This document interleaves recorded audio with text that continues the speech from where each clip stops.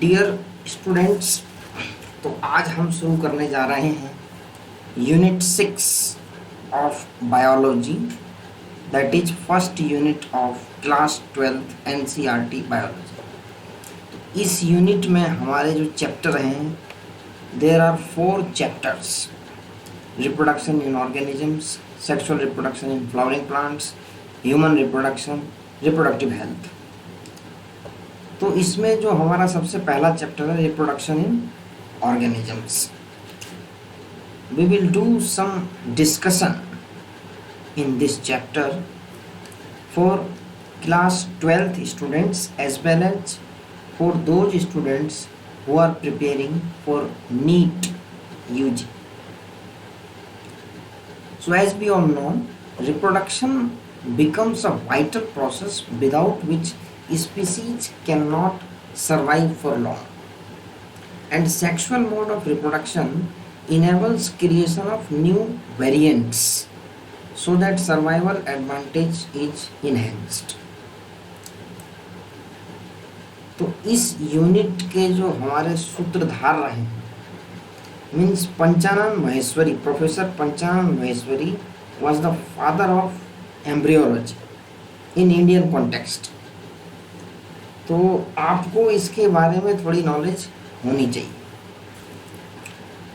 क्योंकि एनसीईआरटी की एक एक लाइन कीमती है आने वाले नीट एग्जाम और इससे एसोसिएटेड एग्जाम्स के लिए। तो जैसा कि हम लोग देख रहे हैं कि he worked on embryological aspects and popularised the use of embryological characters in taxonomy, and he established the department of botany, university of Delhi. तो यूनिवर्सिटी ऑफ दिल्ली का department of botany was established by Professor Panchanan Maheshwari.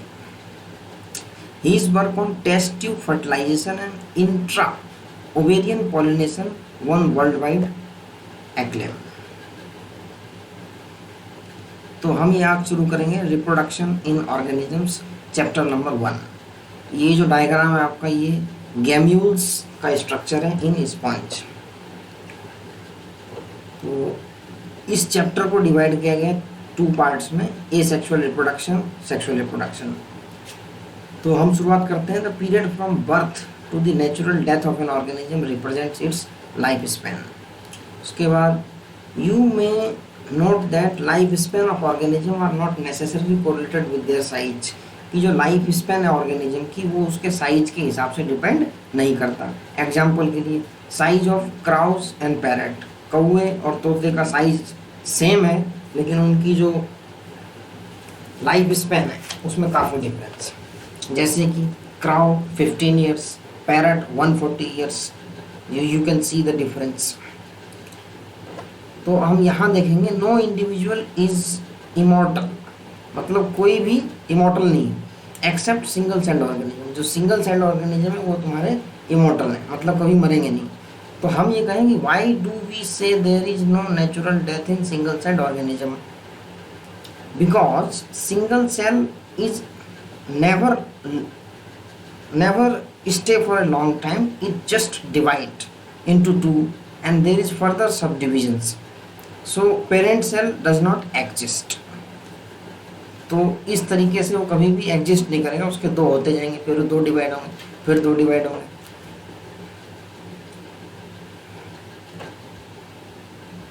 तो उसके बाद हम चलेंगे आगे।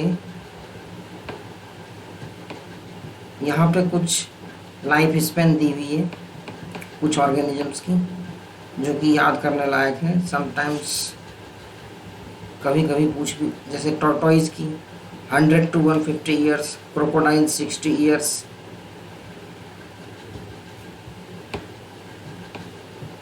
तो reproduction is defined as a biological process in which an organism give rise to young ones offspring similar to itself. तो reproduction को इस तरीके से डिफाइन करेंगे। Reproduction enables the continuity of the species generation after generation, मतलब एक generation से अगले जनरेशन में जाने के लिए जो प्रोसेस है वो हमारा reproduction.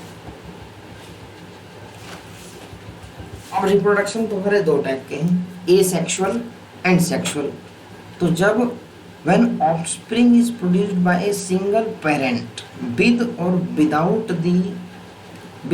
without the involvement of gamete formation, the reproduction is asexual. When two parents opposite sex, male and female, participate in the reproductive process and also involve fusion of male and female gametes, it is called sexual reproduction. तो दो type के reproduction है, asexual and sexual. तो सबसे पहले हम आएंगे asexual reproduction पे। तो एसेक्सुअल रिप्रोडक्शन में as a result the offspring that are produced are not only identical to one another but are also exact copies of their parent. तो asexual reproduction में जो भी offspring आएगा वो parent की exact copy होगी। तो यहाँ पे जो term यूज किया गया है वो यूज किया गया clone. Clone is used to describe such morphologically and genetically similar individuals. तो ये जो दो डायग्राम दिए गए बाइनरी फिजन इन अमीबा और ये जो डायग्राम है वो है बडिंग इन ईस्ट। तो ये दो एग्जांपल है cell division in unicellular organisms के, budding in yeast and binary fission in amoeba. ये बाइनरी फिजन है। तो अमीबा के अंदर एक चीज़ ध्यान रखना, in normal case there is binary fission but in stressed case there is multiple fission. ये भी नीचे आपको मिलेगा। तो asexual reproduction is common among single celled organism and in plant and animals with relatively simple organization. In protists and monerans, the organism or the parent cell divides by mitosis into two to give rise to new individuals. So thus in these organisms cell division is itself mode of reproduction, मतलब cell division से ही ये लोग reproduce करते हैं। ये अलग अलग diagram है, ये हम देख रहे हैं 1 2 3 4, इनको देख लेते हैं नाम। तो first diagram asexual reproductive structures, zoospores of Chlamydomonas, conidia of Penicillium. ये पेनिसिलियम आपको ध्यान आया होगा, the first antibiotic was isolated from this plant Penicillium. Bud in hydra, ये देख रहे हो बर्ड निकल रहा है। गैम्यूल्स इन स्पॉन्जी, ये स्ट्रक्चर है गैम्यूल्स इन स्पॉन्जी का। तो many single celled organisms reproduce by binary fission where a cell divides into two half and each rapidly grow into an adult. Amoeba, Paramecium इसके एग्जाम्पल हो गए।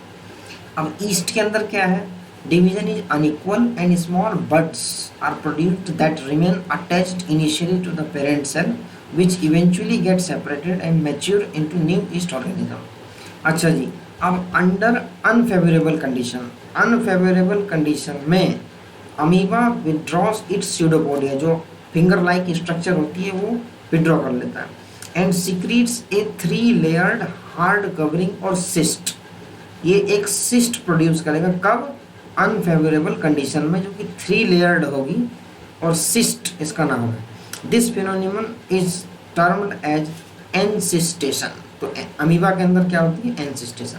व्हेन फेवरेबल कंडीशन रिटर्न, जब condition favourable हो जाएगी, the encysted amoeba divide by multiple fission. तो simple सा difference हो गया, normal amoeba divide by binary fission but encysted amoeba divide by multiple fission and produce many minute amoebae और pseudopodospores. The cyst ball bursts out and the spores are liberated in the surrounding medium to grow up into many amoebae. This phenomenon is known as sporulation. तो इसको हम कहेंगे sporulation. तो अभी के लिए इतना ही, बाकी एनसीईआरटी को स्टेप वाइज पढ़ो, एक ही दिन में सारा पढ़ने के बाद दिमाग से सब निकल जाएगा। जैसे कि 2 या 3 पेज एक बार में, फिर थोड़ा सा गैप लेके, फिर 2-3 पेज एक बार में, और उसको रिपीटेडली रिवाइज करो, तभी वो दिमाग में बैठेगा। लाइन बाय लाइन दिमाग के अंदर कॉपी हो जानी चाहिए, तभी जो तुम्हारा नीट और जो 12th का बोर्ड का एग्ज़ाम है इसमें काम आएगा। तो अभी के लिए इतना ही, और आगे हम नेक्स्ट वीडियो में देखेंगे।